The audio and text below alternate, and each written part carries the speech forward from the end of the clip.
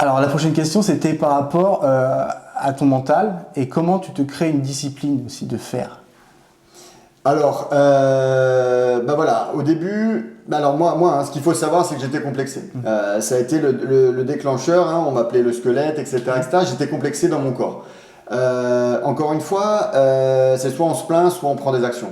Et j'ai commencé à découvrir le sport et puis, en fin de compte, la musculation poids du corps. Parce que j'avais ni le temps ni l'envie d'aller dans une salle de sport parce que j'étais complexé, etc. Et c'est à partir de là que tout a commencé. J'ai découvert cet univers qu'on pouvait se muscler, se renforcer à la maison, etc. Et puis, je sais pourquoi j'ai commencé. Donc, je suis motivé à continuer. Et quand je suis plus motivé, c'est la discipline qui prend le dessus.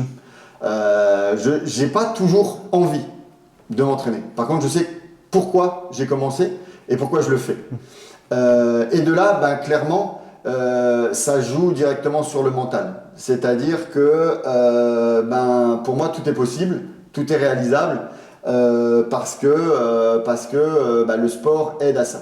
Et en fin de compte, le sport, c'est une des rares choses où les résultats seront à la hauteur de notre investissement. J'avais dit dans une vidéo précédente que dans notre travail, on pense mériter un gros bonus, mais si ton manager ne veut pas te le donner, il ne te le donnera pas. À l'école, tu penses avoir une bonne note, mais si ton prof décide de ne pas te la donner, tu ne l'auras pas. Le sport, c'est toi contre toi, et c'est pour ça que je me donne à fond, toujours. J'essaye de donner à fond aussi pour mes clients, mais ça crée un mental d'acier. Et c'est vrai qu'à cette heure-ci, j'ai jamais vu quelqu'un me faire abandonner quoi que ce soit, un de mes objectifs. Et c'est vrai que je suis discipliné là-dessus. C'est presque une thérapie, c'est presque une habitude, peut-être une drogue, mais j'en ai besoin, pas longtemps, 40 minutes par jour, mais ça fait un bien fou. Donc tu t'es toujours mis un petit peu un emploi du temps dans la tête. Tu sais qu'à cette heure-ci, il faut que tu aies ton temps pour pouvoir avoir ton temps de sport. Il faut... je veux te dire, en termes d'emploi du temps, tu as un emploi du temps déjà préfet, quoi. Alors, l'emploi du temps, il change. Ouais. Il change parce que, tu le sais, hein, suivant quand j'ai les enfants, suivant quand je change de travail, suivant quand il y a les coachings, etc. etc. Donc, je module mon emploi du temps en fonction, je module mes heures d'entraînement en fonction de tout ça. Des fois, je m'entraîne à 6 heures parce que je sais que le soir, je ne pourrai pas parce que j'ai des coachings ou parce que j'ai les enfants. Des fois, je m'entraîne quand les enfants sont au dodo parce que c'est le seul moment que j'ai pu avoir. Mais oui, rarement, il n'y a rien qui va m'empêcher de faire mon sport. Pourquoi ? Parce que je me dis aussi, peut-être que demain, je ne pourrai pas. Parce que j'ai une soirée chez des amis ou parce que ci ou parce que ça. Alors aujourd'hui, quelle est ton excuse quand tu es tout seul et que tu fais rien? Vas-y. Okay. Donc voilà, c'est plutôt j'adapte mon entraînement par rapport à mon emploi du temps, mes différentes activités. Ok, ça marche, ouais.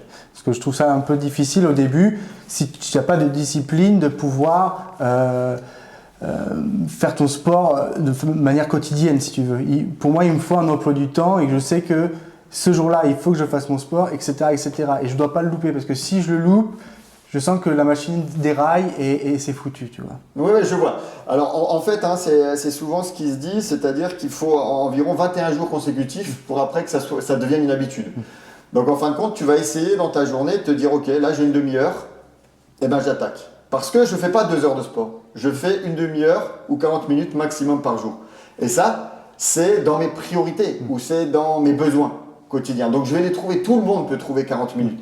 C'est sûr que la télé, je l'allume jamais. C'est sûr que, mais 40 minutes, tout le monde peut les trouver. Donc, à partir du moment où ça devient une priorité, clairement, tu vas réussir à l'adapter dans ton emploi du temps quotidien. Ça devient une habitude, en fait. Ça devient une habitude. Voilà. Ça devient une habitude.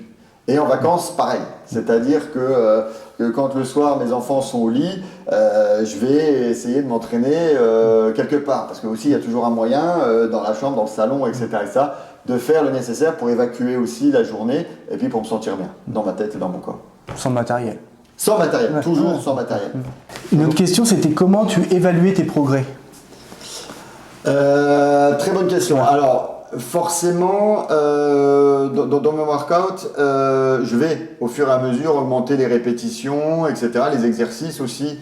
Et donc c'est comme ça, je vais mesurer mes progrès. À un moment donné, quand on enchaîne 15 tractions, qu'on arrive à 17 ou à 18 sans difficulté, on voit qu'on a progressé. Mais c'est vrai qu'avant j'avais plus de temps. J'avais plus de temps pour faire les fameuses figures, pour progresser dans les figures de street workout, etc. Tant que je n'ai plus. Là, je veux juste m'entretenir. Alors m'entretenir, progresser, etc. Mais entretenir la forme que j'ai parce que maintenant, je pense avoir la forme que je veux. Et donc oui, j'ai des workouts quotidiens et je vais essayer de les faire régulièrement. Donc oui, tant que ça passe, etc., je sais que ça va bien. Et quand ça va très bien, soit je rajoute des répétitions ou je rajoute un gilet lesté, etc., pour mesurer les progrès et pour encore aller plus haut. Mais on arrive aussi dans un âge où il faut faire attention aussi aux articulations, etc., la fatigue, même si je dis que je suis jamais fatigué, etc., je sais que les muscles